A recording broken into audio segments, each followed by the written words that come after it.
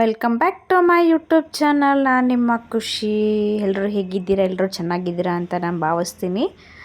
ನಾವು ನಮ್ಮ husband relatives ಮದುವೆ ಇತ್ತು ಅಂತೇಳಿ ಊರಿಗೆ ಹೊರಟಿದ್ವಿ. ಬಟ್ ತುಂಬ ಸೆಕೆ ಆಗ್ತಾಯಿತ್ತು. ಹಾಗೆಯೇ ನೆಲಮಂಗಲದ ಹತ್ರ ಸೌತೆಕಾಯಿ ಮಾರ್ತಾಯಿದ್ರು. ಸೊ ತೊಗೊಂಡು ತಿಂದ್ಕೊಂಡು ಸ್ವಲ್ಪ ಹೊತ್ತು ಅಲ್ಲೇ ನಿಂತಿದ್ವಿ. ತುಂಬ ಸೆಕೆ ಸ್ಟಾರ್ಟ್ ಆಗಿಬಿಡ್ತು. ನಿಂತ್ಕೊಂಡಷ್ಟು ಹೋಗ್ತಾಯಿದ್ರೆ ಅಷ್ಟು ಕಾಣಿಸಲ್ಲ. ಸೊ ಹಾಗಾಗಿ ಹೊರಟ್ವಿ. ಆಲ್ಮೋಸ್ಟ್ ಆಲ್ರೆಡಿ ಟೈಮ್ ಆಗಿತ್ತು. ಬಟ್ ನಮಗೆ ಬೇರೆ ಹೊಟ್ಟೆ ಚುರು ಚುರು ಅಂತ ಇತ್ತು. ಸೊ ಹಾಗಾಗಿ ಕುಣಿಗಲ್ ಹತ್ರ ಹೋದ್ವಿ. ಯಾಕೆ ಅಂದರೆ ನಮ್ಮದು ಹೆಂಗಿದ್ರು ಮದುವೆಗೆ ಹೋಗ್ತಾಯಿದ್ವಿ, ಟೆಂಪಲ್ಗೆ ಹೋಗ್ಬಿಟ್ಟು ಹೋಗೋಣ ಅನ್ನೋ ಪ್ಲ್ಯಾನಿಂಗು. ಸೊ ನಾನ್ ವೆಜ್ ಇದರಲ್ಲಿ ಇರಲಿಲ್ಲ. ಸೊ ಹಾಗಾಗಿ ವೆಜ್ ಊಟನೇ ತಿನ್ಕೊಂಡು ಹೊರಡೋಣ ಅಂತೇಳಿ ಹೋದ್ವಿ. ಕುಣಿಗಲ್ ಬೈಪಾಸ್ ಹತ್ರ ನಿಲ್ಲಿಸಿದ್ರು. ಬಟ್ ಬೇರೆ ಯಾವುದೂ ಊಟ ಇರಲಿಲ್ಲ, ಬರೀ ಮುದ್ದೆ ಊಟ, ಚಪಾತಿ ಊಟ ಇತ್ತು.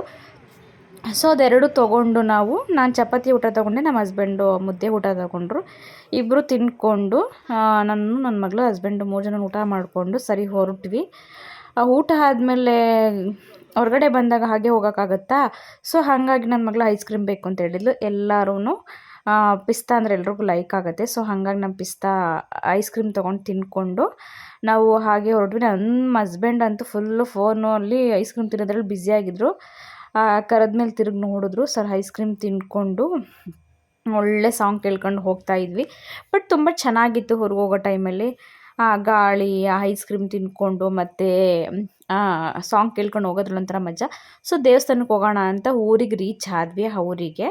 ಆ ಊರು ಯಾವುದು ಅಂತಂದರೆ ನಮ್ಮೂರ ಪಕ್ಕ ಇರೋ ದಡಿಘಟ್ಟ ಅಂತ. ಆ ಊರಲ್ಲಿ ವರ್ಷಕ್ಕೊಂದ್ಸತಿ ತುಂಬ ಜೋರಾಗಿ ಹಬ್ಬ ಮಾಡ್ತಾರೆ. ಸೊ ಹಾಗಾಗಿ ಆ ಹಬ್ಬಕ್ಕೆ ತಯಾರಿ ನಡೆಸ್ತಾಯಿದ್ರು. ಸೊ ಅಲ್ಲಿ ತುಂಬ ಅಂದರೆ ತುಂಬ ಜನ ಸೇರ್ತಾರೆ ವರ್ಷಕ್ಕೊಂದ್ಸರಿ. ನಮ್ಮ ಸುತ್ತಮುತ್ತ ಹಳ್ಳೀಲಿ ಯಾವ ಊರಲ್ಲೂ ಕೂಡ ಮಾಡಲ್ಲ ಆ ಥರ. ನೀವು ಈ ದೇವಸ್ಥಾನಕ್ಕೆ ಹೋಗಿದ್ದೀನಿ ಅಂತ ಅಂದರೆ ಕಮೆಂಟ್ ಮಾಡಿ. ಇಲ್ಲಿ 300-400 ಮರಿನ ಹೊಡೆದು ಇಲ್ಲಿ ಹಬ್ಬ ಮಾಡ್ತಾರೆ. ನಮಗೂ ಹೇಳಿದ್ರು ಅಲ್ಲಿ ಇರೋರು, ಶನಿವಾರ ಜಾತ್ರೆ ಇದೆ ಬನ್ನಿ ಅಂತೇಳಿ. ನಾವು ಆ ಪಕ್ಕದ ಊರಾದ್ರೂ ಜಾಸ್ತಿ ಹೋಗೋಕ್ಕೆ ನಮ್ಗೆ ಟೈಮೇ ಆಗೋಲ್ಲ.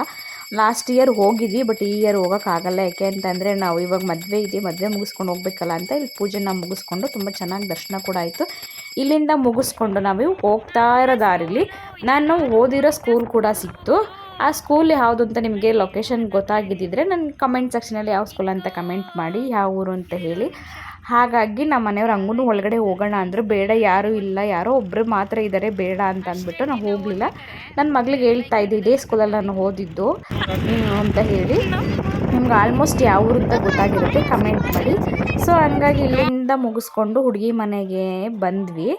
ಹುಡುಗಿ ಬಂದು ನಮ್ಮ ಮನೆಯವ್ರ ಅಣ್ಣನ ಮಗಳು, ಹುಡುಗ ಬಂದು ನಮ್ಮ ಮನೆಯವರ ಅಕ್ಕನ ಮಗ. ಸೊ ರಿಲೇಟಿವ್ಸ್ಗೆ ಮದುವೆ ಮಾಡ್ತಿರೋದು. ಸೊ ಹುಡುಗಿದ್ದು ಬಳೆ ಶಾಸ್ತ್ರ ಸ್ಟಾರ್ಟ್ ಆಗಿತ್ತು. ಆಲ್ರೆಡಿ ಬಳೆ ಶಾಸ್ತ್ರ ಮುಗಿಸ್ಕೊಂಡು ನನಗೆ ಸಿಕ್ಕಾಬಟ್ಟೆ ಕರೆ ಬಳೆ ಅಂದರೆ ತುಂಬ ಇಷ್ಟ. ಸೊ ಹಾಗಾಗಿ ನಾನು 2 ಕೈ ತುಂಬನೂ ಕರೆ ಬಳೆನ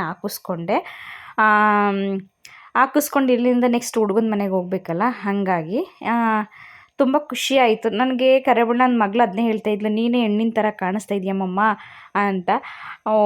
ಸರಿ ಅಂದ್ಬಿಟ್ಟು ಹೇಳಿ ಕರೆಬಳೆನ ಹಾಕಿಸ್ಕೊಂಡ್ವಿ. ಬಟ್ ನನ್ನ ಮಗಳಿಗೂ ಪಾಪ ಯಾರೋ ಕರೆದು ಅವಳಿಗೂ ಕರೆಬಳೆ ಹಾಕಿದ್ರು. ಇಬ್ಬರೂ ಕರೆಬಳೆನ ಹಾಕಿಸ್ಕೊಂಡು ಇಲ್ಲಿ ಅವ್ರ ಅಣ್ಣಂಗೆ ಹೇಳಿಬಿಟ್ಟು ಸರಿ ಹುಡುಗನ ಮನೆಗೆ ಹೋಗಿ ಬರ್ತೀವಿ ಅಂತೇಳಿ ಅಲ್ಲಿಗೆ ಹೊರಟ್ವಿ. ಅಲ್ಲಿ ಇನ್ನೂ ಏನೋ ಅಂದರೆ ಮನೆ ದೇವ್ರ ಪೂಜೆ ಅಂತ ಮಾಡ್ತಿರ್ತಾರೆ. ಸೊ ಅದನ್ನು ಮಾಡ್ತಾಯಿದ್ರು. ನಾವು ಏನು ಮಾಡಿದ್ವಿ, ಅದನ್ನು ಮಾಡ್ತಾಯಿದ್ರು. ಹುಡುಗನ ಮನೆಗೆ ರೀಚ್ ಕೂಡ ಆಗಿ ಹುಡುಗನ ಮನೆಯಲ್ಲಿ ಪೂಜೆ ಮಾಡ್ತಾಯಿದ್ರು. ಸೊ ನಾವು ಒಳಗಡೆ ಈಚೆಲ್ಲ ರಿಲೇಟಿವ್ಸ್ ಕೂತಿದ್ರು. ಸರ್ ನಾವು ಅಲ್ಲೇ ಹೋಗಿ ಜಾಯಿನ್ ಆದ್ವಿ. ಅದಾದಮೇಲೆ ನೆಕ್ಸ್ಟ್ ಆದಮೇಲೆ ನಾನು ಚಿಕ್ಕದು ಮಾತ್ರ ವೀಡಿಯೋಸ್ ಕ್ಯಾಪ್ಚರ್ ಮಾಡಿದ್ದೀನಿ. ಏಕೆಂದರೆ ಊರಲ್ಲಿ ಗೊತ್ತಲ್ಲ, ಎಲ್ಲ ಕ್ಯಾಪ್ಚರ್ ಮಾಡೋಕ್ಕಾಗಲ್ಲ. ಸೊ ಹಾಗಾಗಿ ಕೆಲವೊಂದು ಮಾತ್ರ ಕ್ಯಾಪ್ಚರ್ ಮಾಡಿಕೊಂಡೆ. ಸೊ ಹಂಗಾಗಿ ಆಸೆ ಎಲ್ಲ ಬರ್ತಿದ್ರು. ಅದಾದಮೇಲೆ ನೆಕ್ಸ್ಟು ಅರ್ಶಿಣ ಸ್ಟಾರ್ಟ್ ಮಾಡ್ಕೊಳ್ಳೋದಕ್ಕೆ ಟೈಮ್ ಕೂಡ ಆಗಿಬಿಟ್ಟಿತ್ತು. ನಾವು ಬಂದಿದ್ದ ತಕ್ಷಣ ಹೋಗಿ ಊಟ ಎಲ್ಲ ಮುಗಿಸ್ಕೊಂಡು ರೆಡಿಯಾಗಿ ಬಂದಿದ್ವಿ. ಎಲ್ಲ ಮುಗಿಸ್ಕೊಂಡು ಅರ್ಶಿಣ ಇಕ್ಕೋದಕ್ಕೆ ಅಂತ ಇದು ಮಾಡ್ತಾರೆ. ನಿಮ್ಮ ಕಡೆ ಇದ್ರ ಶಾಸ್ತ್ರ ಮಾಡ್ತಾರೆ ಅಂತ ಅಂದರೆ ನೀವು ಕಮೆಂಟ್ ಸೆಕ್ಷನಲ್ಲಿ ಕಮೆಂಟ್ ಮಾಡಿ. ಏನಾದರೂ ತಪ್ಪಾಗಿದ್ದರೆ ದಯವಿಟ್ಟು ಕ್ಷಮಿಸಿ. ಸೊ ಇಲ್ಲಿ ಇವಾಗ ಎಲ್ಲ ಹಿಟ್ಟು, ಇವಾಗ ಹುಡುಗ ಬಂದು ಅರ್ಶಿಣಕ್ಕೆ ರೆಡಿ ಆಗ್ತಾ ಇದ್ದಾರೆ ಪೂಜೆ ಮಾಡಿ. ನನಗೆ ಏನಾಗಬೇಕಂತಂದರೆ ಹಳಿಮೈ ಆಗಬೇಕಿರು. ಸೊ ಹಾಗಾಗಿ ಇಲ್ಲಿ ಮುಗಿಸ್ಕೊಂಡು ಊರಿಗೆ ಹೊರಟು ಬಿಡೋಣ, ಅಲ್ಲಿ ರೆಡಿಯಾಗಿ ಬರೋದಕ್ಕೆ ಸರಿ ಆಗುತ್ತೆ ಅಂತೇಳಿ ಇಲ್ಲಿ ನಾನು ಅರ್ಶಿಣ ಇಡ್ತಾಯಿದ್ದೀನಿ. ಅರ್ಶಿಣ ಇಟ್ಟು ಹೇಗೆ ಅಂತಂದರೆ ಮನೆ ಸ್ವಲ್ಪ ಚಿಕ್ಕದಾಗಿರೋದ್ರಿಂದ ನೀಟಾಗಿ ವೀಡಿಯೋ ಮಾಡೋಕ್ಕಾಗಿಲ್ಲ. ಸೊ ಹಾಗಾಗಿ ಅರ್ಶಿಣ ಇಕ್ಕಿ ಇಲ್ಲಿಂದ ಮುಗಿಸ್ಕೊಂಡು ನಾವು ಊರಿಗೆ ಹೊರಡ್ತೀವಿ. ಬೆಳಗ್ಗೆ ಹುಡುಗಿ ಮನೆಗೆ ಬಂದ್ಬಿಡೋಣ. ಹುಡುಗಿ ಮನೆಯವರು ನಾವು ಡೈರೆಕ್ಟ್ ಹುಡುಗಿ ಮನೆಗೆ ಅಷ್ಟೊತ್ತಿಗೆ ಸ್ನಾನ ಎಲ್ಲ ಮಾಡಿಸಿ ಸೋದ್ರ ಮಾವದಿರು ಎತ್ಕೋಬೇಕಂತ ಹೇಳ್ತಾರೆ. ಬಟ್ ಏನಂತಂದರೆ ನಮ್ಮ ಮನೆಯವ್ರಿಗೆ ಪಾಪ ಕಾಲಾಗಲ್ಲ. ಸೊ ಹಾಗಾಗಿ ಸ್ನಾನ ಎಲ್ಲ ಮಾಡಿಸೋವರೆಗೂ ಇದ್ದು ಸ್ನಾನ ಎಲ್ಲ ಮಾಡಿಸಿ ನಾವು ಹೊರಟ್ವಿ. ನೈಟು ಎಲ್ಲ ಆಲ್ಮೋಸ್ಟು 11-12 ಆಗಿತ್ತು ಮನೆಗೆ ಹೋಗೋಷ್ಟೊತ್ತಿಗೆ. 12 ಆಗಿತ್ತು. ಮುಗಿಸ್ಕೊಂಡು ನಾವು ಮನೆಗೆ ಹೋದ್ವಿ.